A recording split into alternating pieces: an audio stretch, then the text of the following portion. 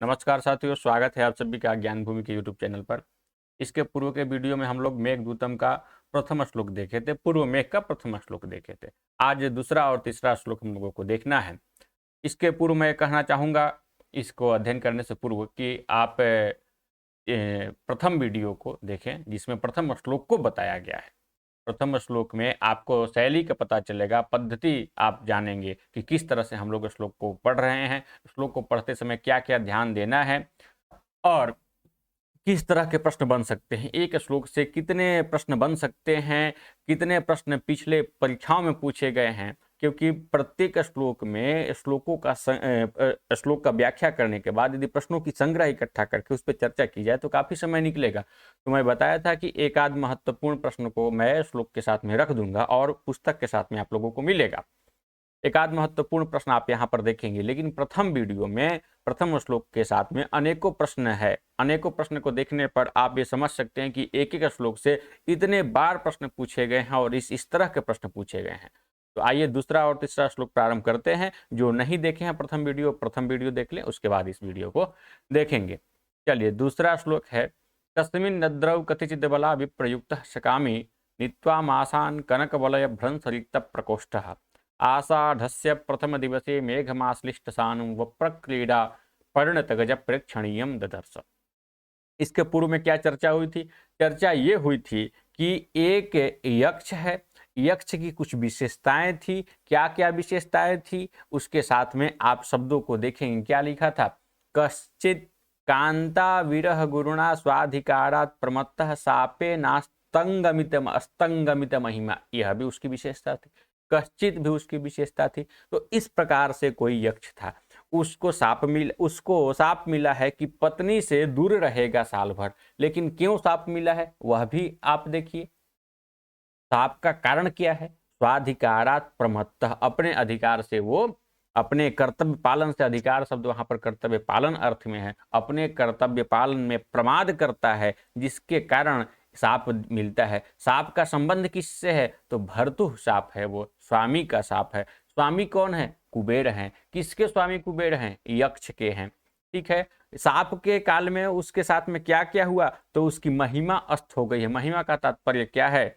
शक्ति, उसका सामर्थ्य उसका उससे छूट गया है, उससे अपने सामर्थ्य से वह वंचित रह गया है, हीन है अभी अपने सामर्थ्य से। ठीक।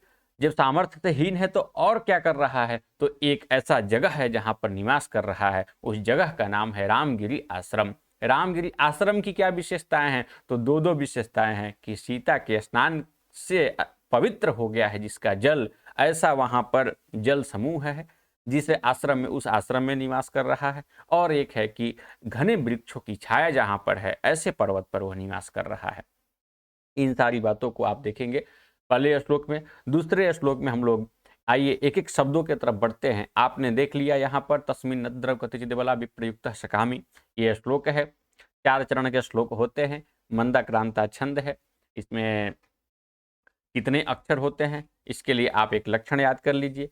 मंदाक्रांता जलधि सडगैर्मभौ नतौ ताद गुरु चेत, यह मंदाक्रांता का लक्षण है। यदि आपको विशिष्ट समझना है तो यूट्यूब पे सर्च मार लीजिए, आपको मंदाक्रांता छंद मिल जाएगा। ठीक है, बढ़िया से समझना हो तो। नहीं तो ये लक्षण है, 17 अक्षर होते हैं उसमें। अन्वय लिखा हुआ है, नीचे अन्वय की क्या आवश्यकता है यह आप पढ़ेंगे तो समझ में आएगा। मैं आपके लिए लिखा हूं कि आप इसको पढ़ करके अन्वय से समझेंगे। और अन्वय का क्या महत्व होता है यह मैं कल बता चुका हूं। अब एक ही बात को बार बार आवृत्ति तो करनी नहीं है, क्योंकि जो इस बैच में जुड़ा है वो तो शुरू से लेकर के अंत तक का वीडियो देखेगा। तो एक बात को यदि मैं किसी वीडियो में कह दिया तो वो सभी वीडियो पर अप्लाई होता है। शब्दार्थ देखना होगा आपको। आप पद्य को पढ़ लीजिए, पद्य को पढ़ेंगे तो उसमें लिखा है तस्मिन। अब वह जो यक्ष है कहीं पर निवास तो कर रहा है। तस्मिन शब्द एक सर्वनाम है और आप जानते हैं कि संज्ञा के बदले सर्वनाम का प्रयोग होता है। तस्मिन शब्द एक सर्वनाम है, संज्ञा की जगह पर आया है, तो तस्मिन का अर्थ होता है उसमें। ठीक है, उसमें या उस पर। तो ये किसको बोधित कराएगा? तो सप्तमी विभक्ति वाला जो शब्द था पूर्व वाले श्लोक में, उसमें लाए रामगिरियाश्रमेषु, रामगिरी के आश्रमों में निवास करता है। आश्रमे नहीं लिखा, आश्रमेषु लिखा था। भ्रमण कर करके निवास कर रहा है ना, घूम घूम के निवास कर रहा है। ठीक। तो तस्मिन अर्थ यहाँ पर क्या लगेगा, रामगिरी आश्रम।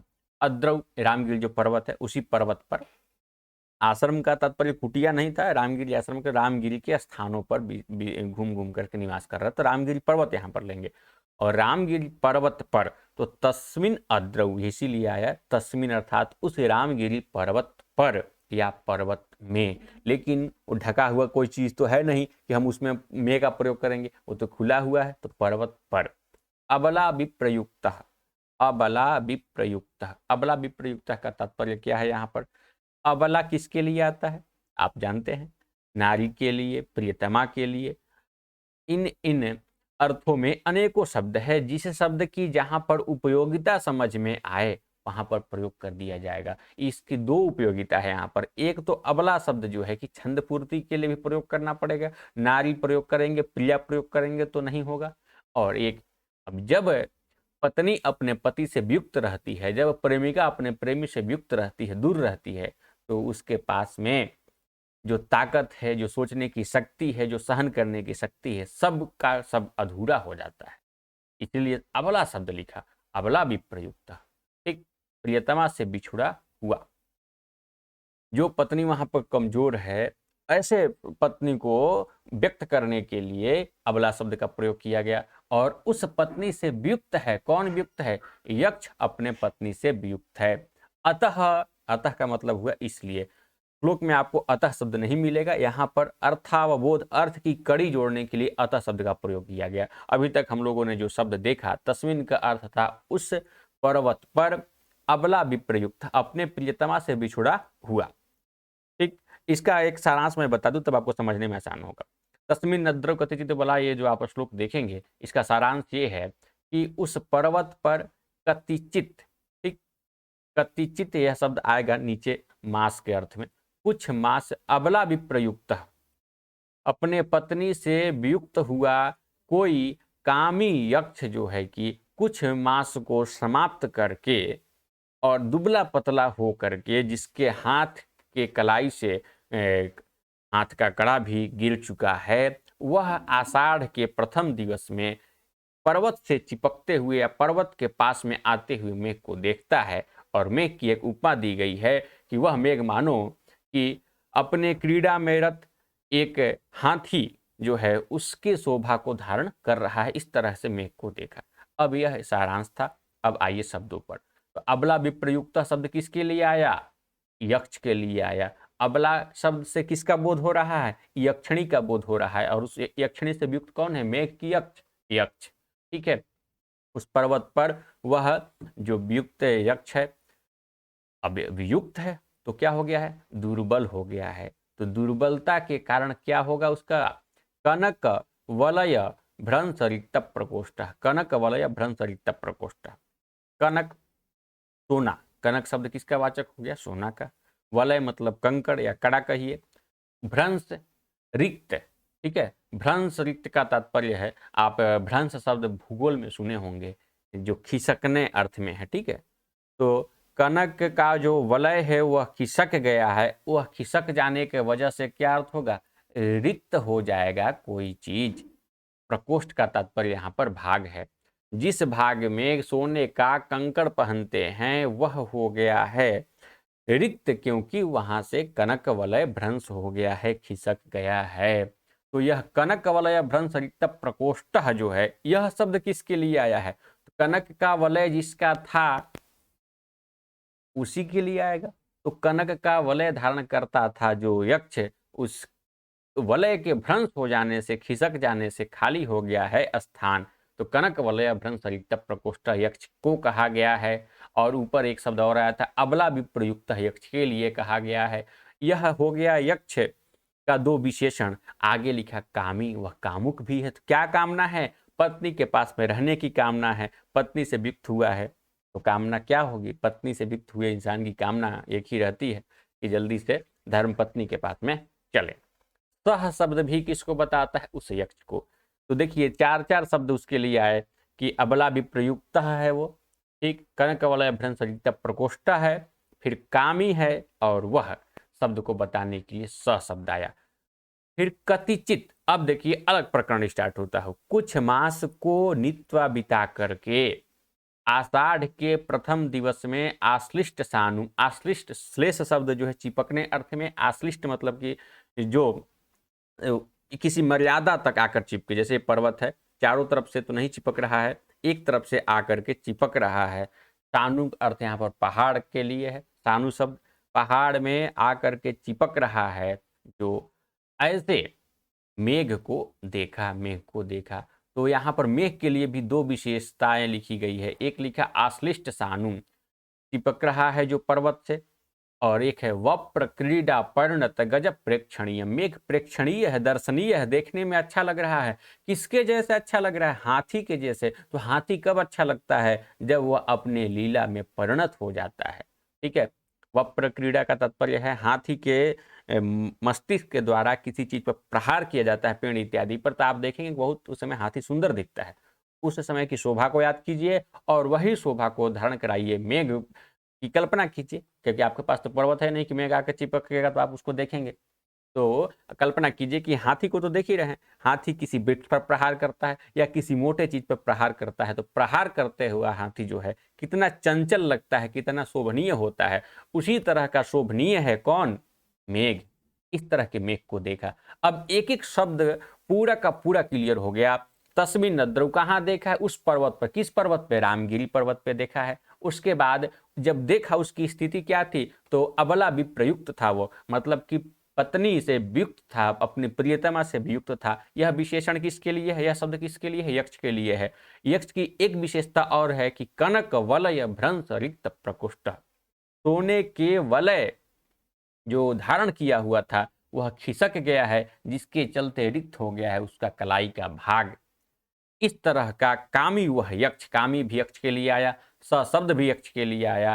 कतिचित कुछ मास को, कतिचित मासान, कुछ मास को नित्वा बिता करके, कुछ मास बीत चुके हैं, 8 मास बीत चुके हैं, एक ध्यान रख लीजिए, 4 मास ही बाकी है अब, क्योंकि आषाढ़ सावन भादो कुवार कार्तिक में क्या होना है? उसके साप की अवधि समाप्त होनी है। यह सब सामान्य परिचय में हम लोगों ने देखा है और एक बार फिर देखेंगे।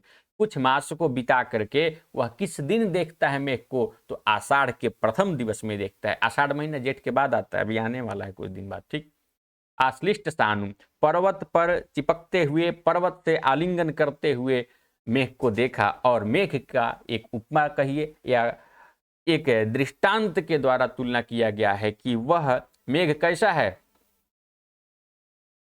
एक गज के समान है। और गज किस तरह का है? गज ये जो क्रीड़ा में रत है, वो भी वप्र क्रीड़ा में अर्थात प्रहार क्रीड़ा में जो रत है, उस प्रकार के गज के समान वह दर्शनीय है। तो दो विशेषण हो गए, मेघ के हो गए। दो विशेषण इधर यक्ष के देख रहे हैं। किस दिन देखा था यह बता दिया गया, कहाँ पर निवास करते हुए देखा था ये बता दिया गया। तो इतना कुछ आप ध्यान रखेंगे। दर्शनीय कौन है? तो मेघ है। अब यह अर्थ लिखा है, आप पढ़ लेंगे। चलिए एक आध जो प्रश्न पहले आए हुए उनकी चर्चा हो जाए, फिर अगला श्लोक देखेंगे। तस्मिन् नद्रौ कतिचित् बला विप्रयुक्तः सकामी, मेघदूत की इस पंक्ति के आगे की पंक्ति कौन सी है?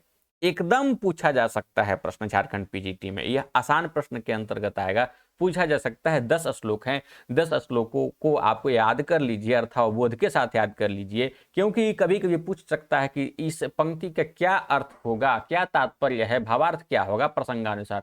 तो आप अर्थ जानते होंगे तो उसका उत्तर देंगे। और तो मैं प्रश्नों का एक विशाल समूह आपको प्रस्तुत करूंगा, जहां पर काफी अभ्यास करेंगे। तस्मिन् नद्रौ कतिचित् बला विप्रयुक्तः सकामी, मेघदूत का इस पंक्ति का आगे का क्या अर्थ है, आगे की क्या पंक्ति है? तो पढ़िए, तस्मिन् नद्रौ कतिचित् बला विप्रयुक्तः सकामी, नीत्वा मासान कनक वलय भ्रंशरित प्रकोष्ठः। ठीक है, यह आप उत्तर सही करेंगे। 1999 में पूछा गया है, 1999 में यूपीटीजीटी में। आगे का है तस्मिन् नद्रौ कतिचित् बला विप्रयुक्तः सकामी, यहाँ अद्रौ का तात्पर्य है। अद्रौ किसका वाचक है? तो पर्वत का वाचक है। यदि पर्वत का नाम नहीं लेकर के यहाँ पर पर्वत शब्द नहीं लिख करके पर्वत का नाम लिखा गया होता तो रामगिरी पर्वत आप उत्तर देते। 2003 में पूछा गया है। चलिए, नीत्वा मासान कनक वलय भ्रंश रिक्त प्रकोष्ठ, इस कथन में सुवर्ण सूचक शब्द क्या है? रिक्त है कि प्रकोष्ठ है कि वलय है कि कनक है? तो कनक शब्द जो है कि सुवर्ण सूचक है। तो तो इस तरह से आप लोग इसके शब्दों को देखा। व्याकरण संबंधित कोई टिप्पणी आपको नहीं देखनी है तो उधर ध्यान नहीं लगाना है। आगे देखते हैं जो श्लोक है, तीसरा श्लोक। तस्य स्थित्वा कथम पुरः कौतुकाधान हेतु अंतर्वाष्पश्चिरम अनुचरो राजराजस्य दध्यौ मेघालोके भवति सुखिनोऽप्यन्यथा वृत्तिचेतः कंठाश्लेष प्रणयिनि जने किं पुनर्दूर संस्थे। अब इस श्लोक में जो अर्थ आप देखेंगे उसके पूर्व में कड़ी जोड़िए पिछले श्लोक से। पिछले श्लोक में हम लोगों ने क्या देखा था, एक विरही यक्ष जो पीड़ित है वह मेघ को देख रहा है और मेघ को देखने से क्या क्या स्थिति बन सकती है यह आगे के श्लोक में लोग देखेंगे। ठीक है, जब देखा है तो उसकी स्थिति भी वर्णित है कि पत्नी से विप्त है, पहले बता दिया गया है, दुबला पतला भी हो गया है और आषाढ़ का महीना भी है, प्रथम दिवस भी है। तो लिखा तस्य स्थित्वा कथम विपुरः, जब जब कोई सर्वनाम आएगा तो आपको संज्ञा का ध्यान रखना होगा। यह तस्य शब्द आया तो किसके लिए आया, तो तस्य स्थित्वा। अब आप देखेंगे नीचे सब कुछ क्लियर होगा, पढ़ लीजिए। तस्य स्थित्वा कथम विपुरः कौतुकाधान हेतु अंतर्वाष्पश्चिरम अनुचरो राजराजस्य दध्यौ मेघालोके भवति सुखिनोऽप्यन्यथा वृत्तिचेतः कंठाश्लेष प्रणयिनि जने किं पुनर्दूर संस्थे। अब अन्वय है, अन्वय अर्थावबोध के लिए, अर्थ को एक शब्दों को एक दूसरे से कड़ी जोड़ने के लिए अन्वय किया जाता है। अन्वय आप करेंगे अर्थावबोध के साथ, बाद में इसका अन्वय करिएगा तो आप अच्छी तरह समझेंगे। शब्द आया है राजराजस्य, यक्ष राज कुबेर का। राजराज शब्द किसके लिए आया, कि कुबेर का राजराज, ठीक है, जो यक्षराज का राजा है। तो यक्षराज शब्द किसके लिए आया, कुबेर के लिए। प्रथम राज किसको बताता है, तो यक्षराज को बताता है, और दूसरा राज उसके स्वामी को बताता है। अनुचर, अनुचर का तात्पर्य होता है सेवक। तो कुबेर का सेवक है यक्ष, वह जो यक्ष है कुबेर का सेवक है। कुबेर का संबंध हम लोग पहले श्लोक में देख लिए थे कि भर्तु के शाप से वो शापित है। अब भर्तु वहां पर देखे तो कौन था, भर्तु कुबेर थे, ठीक। तो उनका जो सेवक है, तो राजराजस्य अनुचरः कः, तो आप क्या उत्तर बताएंगे, राजराजस्य अनुचरः यक्षः। और वह यक्ष कैसा है, अभी आंखों में आंसू लिया हुआ है, आंख पूरा एकदम आप उसका डबडबा रहा है। कभी आपके आंख में आंसू आए तो रो भी नहीं पाए, केवल अंदर अंदर तड़पे, ठीक है, और यक्ष की स्थिति न हो आपकी कभी भी। अंतर्वाष्प सन, आंख में वाष्प जो है कि अंदर है, तो आंखों में आंसू है, ठीक है। आंखों में वाष्प कैसे है, पानी जब दिखाई ही नहीं दे रहा है, अभी बाहर निकल ही नहीं रहा, तो वाष्प के रूप में ही है वो, ठीक है, लेकिन आंखों पे पता चल जा रहा है कि आंसू है। अंतर्वाष्प सन, सन का तात्पर्य अस धातु से यहाँ पर सन है, मतलब कि आंखों में आंसू रोका हुआ है जो वह। कौतुकाधान हेतु हो, यहाँ तक बात आ गई यक्ष की, कि यक्ष कैसा है, राजराजस्य अनुचर है और आंख में आंसू लिया हुआ है। अब वह क्या हो रहा है, किसी के सामने खड़ा हो रहा है। लिखा कथम अपि स्थित्वा, किसी भी प्रकार से खड़ा हो करके, तो कहाँ खड़ा हुआ, तो लिखा कि पुरः सामने, किसी के सामने खड़ा हुआ। तो किसके सामने खड़ा हुआ, तो पुरः पुरस्तात्, इस सब के योग में क्या होता है, षष्ठी विभक्ति का विधान है। तो कौतुकाधान हेतु, तो जो कौतुक का आधान का कारण हो, आधान मतलब उत्पत्ति, कौतुक मतलब कि उत्कंठा, उत्कंठा के उत्पत्ति का जो कारण है। 8 महीना से बेचारा वहीं पर पड़ा हुआ था, लेकिन बेचैनी नहीं हो रही थी उसको, धीरे धीरे समय बिता रहा था, लेकिन आषाढ़ महीना में जैसे मेघ को देखता है तो उसको बेचैनी होने लगती है। इसका तात्पर्य क्या है, कि मेघ ही कारण है जो उसकी बेचैनी को बढ़ा रहा है, उसकी उत्कंठा को बढ़ा रहा है। तो उत्कंठा का कौतुक शब्द यहाँ पर प्रस्तुत करता है उत्कंठा को। आधान उत्पत्ति और हेतु मतलब कारण, उत्कंठा के उत्पत्ति को जो हेतु है उसके सामने। तस्य शब्द किसको बताता है, मेघ को। तस्य शब्द यहाँ पर क्यों लिखा, क्योंकि पहले मेघ का वर्णन आ चुका है। तो कौतुकाधान है तो तस्य, उस मेघ के सामने किसी भी प्रकार से खड़ा हुआ। अरे व्यक्ति पीड़ित है, पत्नी से वियुक्त है, तो बढ़िया से खड़ा थोड़ा होगा सैल्यूट मारते हुए, ठीक है। कथमपि स्थित्वा, किसी भी प्रकार से खड़ा होकर के, चिरम बहुत देर तक, दध्यौ ध्यान किया, मन में देखा, अरे ध्यान किया, सोचा, चिंता मग्न रहा। दध्यौ शब्द यहाँ पर क्रिया है जो ये बताता है कि वह मेघ के सामने खड़ा होकर के बहुत देर तक ध्यान किया। सोचा कि क्या बोलें, मेघ हमारा सब कुछ कर सकता है, सारी समस्या का निदान यहीं पर हो सकता है। क्यों हो रहा है इस प्रकार से? तो नीचे कारण दिखा मेघालोके। मेघ का आलोक, आलोक यहाँ पर प्रकाश अर्थ में है, देखने के अर्थ में। मेघ का जब आलोक होता है, मेघ का जब दर्शन होता है, तो सुखिनः अपि, सुखी व्यक्ति भी, सुखी का तात्पर्य है जो प्रियतमा के पास में है। सुखी का कोई परिभाषा नहीं है, कोई 2 रुपया कमा करके सुखी है, रुपया के दृष्टिकोण से देखें, कोई 50,000 कमा करके भी सुखी नहीं, लाखों रुपया कमा के भी सुखी नहीं। आप अनेकों आईएएस को देख रहे हैं, घोटाले में कैसे शामिल हो रहे हैं लोग, इसका मतलब वो सुखी नहीं है और धन चाहते हैं। यहाँ पर सुखी शब्द उसी को सुखी कहा गया है जो प्रियतमा के साथ में है। वाह, कितनी अच्छी परिभाषा है सुखी शब्द की यहाँ पर। सुखी भी, मेघ का जब आलोक होता है, मेघ का जब दर्शन होता है, उस समय सुखी व्यक्ति भी, सुखी मतलब जो अपने प्रियतमा के साथ आलिंगन कर रहा है, ऐसे व्यक्ति भी, अपि मतलब भी, उस व्यक्ति का भी, सुखिनः षष्ठी लगा है, उस व्यक्ति का भी चित्त जो है कि अन्यथा वृत्ति हो जाता है, विकृत हो जाता है, चंचल हो जाता है। भवती मतलब हो उठता है। मेघ का दर्शन आने पर बगल में पत्नी है, साथ में दिन भर रह रहा है, फिर भी उसका चित्त चंचल हो जाता है, अपने प्रियतमा का आलिंगन करना चाहता है। और एक बार सोचिए कि जो हमेशा कंठ का आश्लेष का प्रिय हो, कंठ के आलिंगन का प्रिय हो, जो वह दूर हो जाए तो उसकी क्या स्थिति होगी? तो यहाँ पर लिखा कि कंठाश्लेष प्रणयिनी, कंठ के आलिंगन का जो अभिलाषी है, जो इच्छुक है, ऐसे व्यक्ति के दूर हो जाने पर, ठीक है, यहाँ पर सप्तमी विभक्ति का प्रयोग इसलिए किया गया कि इस कार्य के होने पर, ऐसी स्थिति को व्यक्त करना है यहाँ पर ना। तो कंठ के आश्लेष जिनको प्रिय है, ऐसे व्यक्ति, जन मतलब ऐसे लोग के दूर संस्थे, दूर होने पर, किम पुनः फिर क्या कहा जाए, मतलब कि जिसकी पत्नी साथ में रहती है उसका चित्त विकृत हो जाता है, चंचल हो जाता है, तो जो हमेशा अपने प्रेमी का कंठ का आलिंगन करना चाहती है, ऐसी प्रेमिका का जब प्रेमी दूर हो जाए तो फिर क्या कहा जाए? तो यहाँ पर लिखा कंठाश्लेष प्रणयिनी शब्द किसके लिए आया है? तो यक्षिणी के लिए आया है। जने शब्द किसको बताता है? तो यक्षिणी को बताता है। दूर संस्थे, दूर स्थित, दूर स्थित कौन है यहाँ पर? यक्षिणी है। यक्षिणी के लिए यक्ष है, यक्ष के लिए यक्षिणी है। किम पुनः फिर क्या कहा जाए? देखिए एक बार फिर से इनके अर्थों को देखा जाए। राज राजस्य, देखिए इसको एक क्रम से देखना था और इसको एक क्रम से देखना था। खैर आप लोग क्रम बैठा लीजिएगा।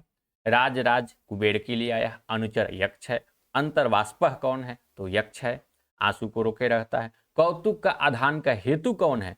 उत्कंठा की उत्पत्ति करने का हेतु कौन है? तो मेघ है। ठीक, वह उसके सामने किसी भी प्रकार से स्थिति को धारण करता है। तस्य, उसके सामने कथम अपि स्थित्वा, स्थित्वा का कर्ता कौन है?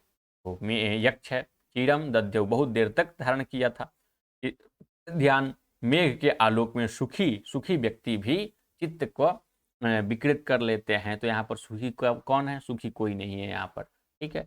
यहाँ पर वह सुखी है जो श्लोक में उक्त नहीं है, जिसकी पत्नी साथ में है। आलोक शब्द का अर्थ क्या है यहाँ पर? दर्शन या प्रकाश। कंठाश्लेष प्रणयिनी जने शब्द किसके लिए आया है? ये दोनों शब्द आए हुए हैं यक्षिणी के लिए। अदूर संस्थे से किसका बोध हो रहा है? यक्षिणी का बोध हो रहा है। अब आपने अर्थ लगा लिया, सारे के सारे अर्थ और कंसेप्ट इस श्लोक से संबंधित क्लियर हो गया होगा। हाँ, यह थोड़ा सा महत्वपूर्ण है, इसको देख लिया जाए। इस श्लोक में उत्तरार्ध से पूर्वार्ध स्थित चिंता रूप पदार्थ का समर्थन करने से अर्थांतर न्यास है।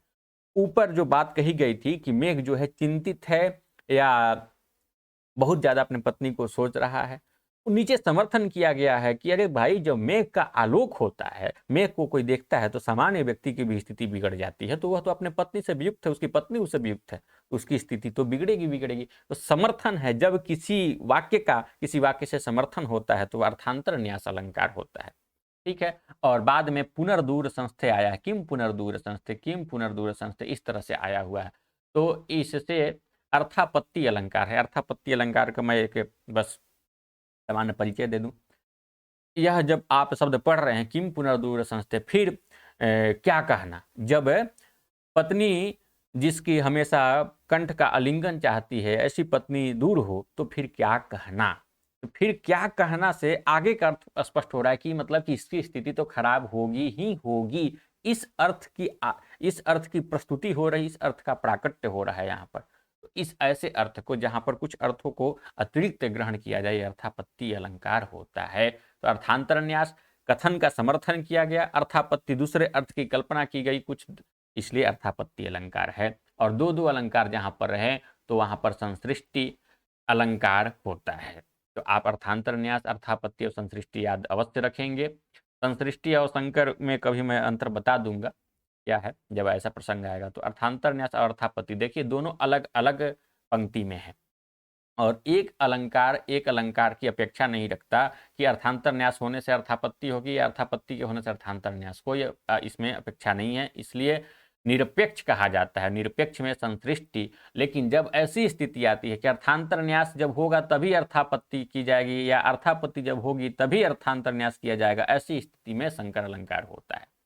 ठीक, यह समझ गए होंगे। आइए प्रश्न पर चर्चा की जाए। कंठाश्लेष प्रणयिनी जने किम पुनर्दूर संस्थित, में जन शब्द किसका बोधक है। काफी लोग कंफ्यूज होते हैं, इसलिए देखिए 2001, 2004, 2010 यूपीटीईटी में यह प्रश्न आया है। मेघ का जी नहीं, मेघ तो अपने पत्नी और प्रेमिका की कोई चर्चा ही नहीं करता, यक्ष करते हैं। लेकिन यह प्रणयिनी जने किसके लिए आया था, यक्षिणी के लिए आया था। राजहंस जातक की कोई चर्चा नहीं है। मेघदूते राजराजस्य दध्यौ इति पद्ये राजराजस्य इति पदेनाभिहितो अस्ति। उत्तर प्रदेश के गवर्नमेंट डिग्री कॉलेज के लिए 2012 में जो परीक्षा आयोजित हुई थी, उस समय यह प्रश्न आया था, यक्षः कुबेरः महाकालः इंद्रः। तो राजराजस्य से कौन अभिहित है, तो कुबेर जो है कि राजराज शब्द से अभिहित है। इसको आप क्लियर करेंगे। ठीक है, अब मिलते हैं फिर अगले वीडियो में।